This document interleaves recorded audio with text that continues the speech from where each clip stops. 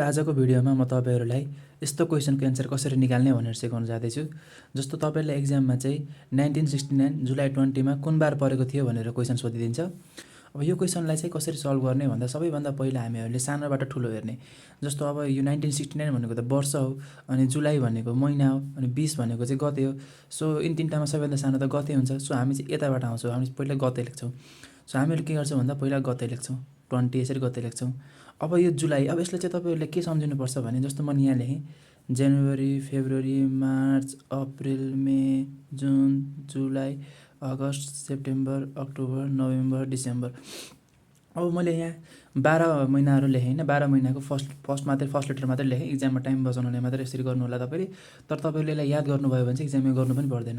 अब यसको चाहिँ तपाईले कोड थाहा पाउनुपर्छ। मन्थ कोड भन्छ नि, मन्थ कोड चाहिँ तपाईले यसको थाहा पाउनुपर्छ। अब यसको मन्थ कोड कसरी थाहा पाउने भन्दाखेरि जस्तो एक वर्षमा कति महिना हुन्छ? एक वर्षमा 12 महिना हुन्छ हैन? सो 12 महिना हुन्छ भने 12 बाट सुरु गर्नुस्। 12 को स्क्वायर कति हुन्छ? 144 हुन्छ। यो त हामी सबैलाई थाहा नै छ। यहाँले 1 लेख्छौँ, यहाँ 4 लेख्छौँ, यहाँ 4 लेख्छौँ। अब 12 को स्क्वायर लेख्यौँ, अब 5 को स्क्वायर र 6 को स्क्वायर लेख्छौँ। 5 को स्क्वायर भनेको 0 2 5, अनि 6 को स्क्वायर भनेको 0 3 6, र अब लास्टमा तीनटामा चाहिँ हामीले के गर्छौँ भने जुन यो 144 आएको छ यसमा 2 जोडेर 146 गरिदिन्छौँ। यहाँसम्म चाहिँ कुनै पनि अप्ठ्यारो छैन, किनभने सुरुमा हामीले 12 को स्क्वायर मात्रै गर्यौँ, त्यसपछि 5 को स्क्वायर गर्यौँ, त्यसपछि 6 को स्क्वायर गर्यौँ, अनि 12 को स्क्वायरमा 2 जोड्दा 146 भयो। यहाँसम्म चाहिँ केही पनि कन्फ्युजन हुँदैन। यसलाई तपाईहरुले धेरै याद पनि गर्नु पर्दैन। एक्जाममा तपाईलाई मेमा कति थियो भनेर सोधिहाल्यो भने पनि तपाईले हातमै गनेर यसरी गनेर पनि मेमा तपाईले 2 थियो भन्न सक्नुहुन्छ। यसलाई चाहिँ एक दुई पटक मात्रै हेरे पुग्छ, तपाईले गरिसक्नुहुन्छ। अब जुन यो लिप इयरमा चाहिँ यसको कन्डिसन थोरै मात्रै चेन्ज हुन्छ। लिप इयरमा के भइदिन्छ भने यो चाहिँ नर्मल इयरको लागि, अर्डिनरी इयरको लागि हो। अब लिप इयर भनेको त अब 4 ले डिभाइड जाने इयर हो। जुन इयरलाई चाहिँ 4 ले डिभाइड जान्छ त्यसलाई लिप इयर भनिन्छ। लिप इयरको कन्डिसनमा चाहिँ हामीहरूले जनवरीबाट चाहिँ 1 घटाइदिन्छौँ र फेब्रुअरीबाट 1 घटाइदिन्छौँ। अरु हामीले एकदम सेम राख्छौँ। यदि तपाईलाई दिएको प्रश्नमा जस्तो यो 1969 त लिप इयर होइन, तर यदि प्रश्नमा कुनै लिप इयर दिएको हुन्छ भने चाहिँ तपाईहरुले यो 1 बाट 1 घटाइदिनु होला। त्यो गर्दाखेरि के हुन्छ भन्दा जनवरीको कोड 0 आउँछ, फेब्रुअरीको कोड 3 आउँछ। अरु चाहिँ सबै सेम हुन्छ। यहाँदेखि तल चाहिँ सबै सेम हुन्छ, अर्डिनरी इयरको लागि पनि लिप इयरको लागि पनि। तर अर्डिनरी इयरको लागि चाहिँ यदि जनवरी 1 र फेब्रुअरी 4 हुन्थ्यो भने चाहिँ लिप इयरमा के गर्नुपर्छ भने 1 मा 1 घटाइदिने, 4 मा पनि 1 घटाएर 0 र 3 गर्नुपर्छ। यहाँसम्म चाहिँ केही कन्फ्युजन छैन। अब तपाईहरुले चाहिँ यो याद नगर्दासम्म चाहिँ अलिकति लामो लाग्न सक्छ। याद गरिसकेपछि तपाईहरुले यो एकै क्षणमा गर्न सक्नुहुन्छ। अब हाम्रो क्वेशनमै आउँ। हामीहरुले 1969 जुलाई 20 मा के बार पर्छ भनेर हामीले प्रश्न दिएको थियो। हामीहरुले चाहिँ पहिला गते लेख्यौँ, किनकि सानोबाट सुरु गर्छौँ। गते लेख्यौँ। अब हामीले जुलाई मन्थ कोड हेरौँ त जुलाईमा के छ? जनवरी, फेब्रुअरी, मार्च, अप्रिल, मे, जुन, जुलाई। जुलाईमा 0 छ। सो हामीले यहाँ 0 लेख्छौँ। अब तपाईले के गर्नुपर्छ भने अब नेक्स्ट भनेको चाहिँ यो इयर हेर्नुस् 1969। अब हामीले यो गते पनि हेरिसक्यौँ, महिना पनि हेरिसक्यौँ। अब हेरिपाल्यो भनेको त वर्ष छ। वर्षमा जुन 1969 छ नि, 1969 को चाहिँ 19 नहेर्नुस्, लास्टको 2 वटा अङ्क हेर्नुस्। 69, यहाँ 69 लेखिदिनुस्। यहाँसम्म पनि नबुझेको केही कन्डिसन छ त? छैन। अब हेर्नुस् है, यो 1900 देखि सुरु भएर 1969 सम्म जब हामी जान्छौँ, यो अवधिमा चाहिँ कतिवटा लिप इयर छन् त? त्यो त हामीले थाहा पाउनुपर्छ। त्यसलाई चाहिँ कसरी थाहा पाउन सकिन्छ भने जुन तपाईले यो लास्टको 2टा डिजिट 69 लेख्नु भएको छ नि, यो 69 लाई चाहिँ 4 ले डिभाइड गरिदिनुस्। 4 ले डिभाइड गरिदिनुस्। 69 लाई चाहिँ यसरी 4 ले डिभाइड गरिदिनुस्। 4 1 जा 4 आयो, यहाँ 2 बाँकी रह्यो, यो 9 तल झर्यो, 4 7 जा 28। अब यहाँ तल रिमाइन्डर कति आयो त्यो नहेर्नुस्, 4 17 हेर्नुस् त। यो 17 भनेको त यो कोसेन्ट हो नि त। कोसेन्टलाई मात्रै तपाईले यसरी लेखिदिनुस्, रिमाइन्डर चाहिँ नलेख्नुस्। यो कन्डिसनमा रिमाइन्डर लेख्दैन अहिलेसम्म चाहिँ। अब हामीले कोसेन्ट मात्रै लेख्छौँ 17। अब हेर्नुस् हाम्रो के भयो त? यो गते पनि भइसक्यो, महिनाको कोड पनि भइसक्यो, अनि वर्षको 69 पनि भइसक्यो, र यसलाई 4 ले डिभाइड गरेर 17 पनि भइसक्यो। अब लास्टमा गएर हामीहरूले गर्छौँ सेन्चुरी कोड। अब 19 सेन्चुरी भन्यो भने 19 सेन्चुरीको कोड चाहिँ कति हुन्छ त भने त्यो याद गर्छौँ। अब यहाँ हेर्नुस् साथीहरु, म यहाँ 15 लेखेँ, 16 लेखेँ, 17 लेखेँ, 18 लेखेँ, 19 लेखेँ।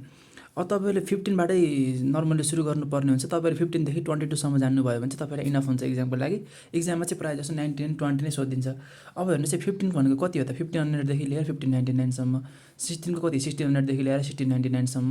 यसरी चाहिँ सबैको हुँदै। अब तपाईहरुले चाहिँ यसको कोड थाहा पाउनुपर्छ, सेन्चुरी कोड। अब सेन्चुरी कोड चाहिँ कसरी थाहा पाउने भने मानौ तपाई चाहिँ एउटा बजारमा जानुभयो, तपाईलाई जीरा किन्नु छ। जीरा भने तपाईलाई थाहा छ नि हैन? जीरा किन्नु छ। तपाईले साउजीले के माग्नुहुन्छ?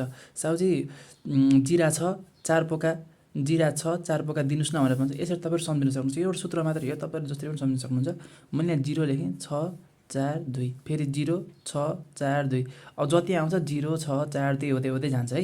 अब हेर्नुहोस् त 15 सेन्चुरीको कोड कति रहेछ 0, 16 सेन्चुरीको 6, 17 सेन्चुरीको 4, 18 सेन्चुरीको 2 अनि फेरि 19 सेन्चुरीको गरेर 0।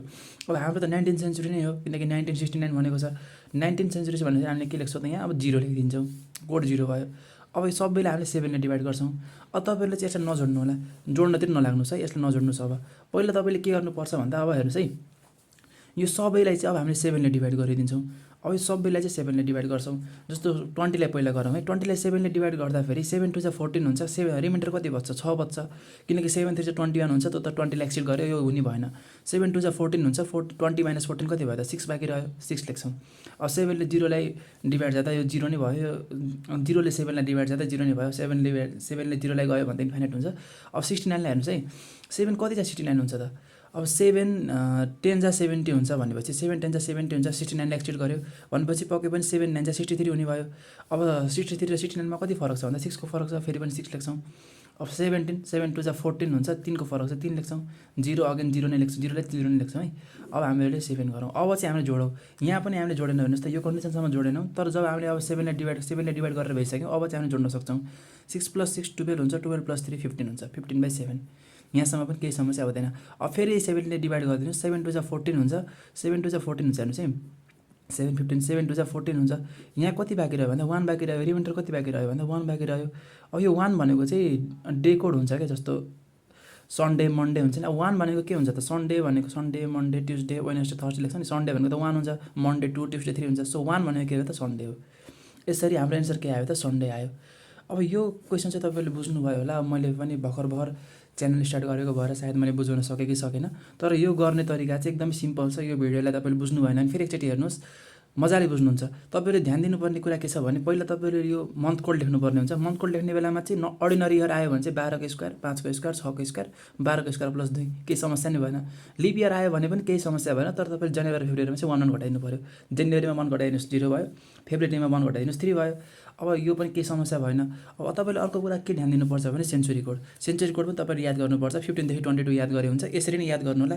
हुन त अब सेन्चुरीलाई सेन्चुरी भन्यो भने चाहिँ 15 सेन्चुरी भन्यो भने 14 देखि लिएर 14 15 सम्मको लागि भन्छ भन्न चाहिँ, तर हामीहरू सम्झनको लागि चाहिँ यसरी गर्ने हो। यसरी गर्दा चाहिँ हामीलाई सजिलो हुन्छ भनेर म तपाईँलाई यसरी लेखिदिएको छु।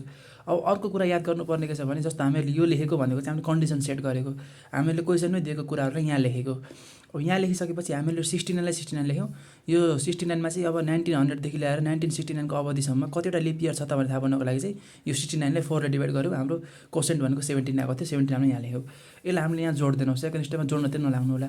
हामीहरूले के गर्यौँ त प्रत्येक अङ्कलाई प्रत्येक जुन यहाँ नम्बर छ यो नम्बरलाई चाहिँ 7 ले डिभाइड गर्यौँ र जुन रिमाइन्डर बच्थ्यो रिमाइन्डरलाई यहाँ लेख्यौँ, 6 लेख्यौँ। अब 0 को त 0 नै लेख्नु पऱ्यो, 69 को 6 लेख्यौँ, 17 को 3 लेख्यौँ, 0 को 0 नै लेख्यौँ अनि 7 ले डिभाइड गरिदियौँ। लास्ट नम्बर 1 रिमाइन्डर आयो। 1 रिमाइन्डर भनेको चाहिँ 1 भनेको सन्डे हो, 2 भनेको मन्डे हो, 3 भनेको ट्युसडे हो, 1 भनेको हाम्रो के भयो त सन्डे एन्सर आयो। अब आशा गर्छु तपाईँहरूले बुझ्नुभयो होला। बुझ्नु भएन भने चाहिँ यो भिडियोलाई चाहिँ फेरि रिपिट गर्नुहोस्, तपाईँले मजाले बुझ्नुहुनेछ। Thank you.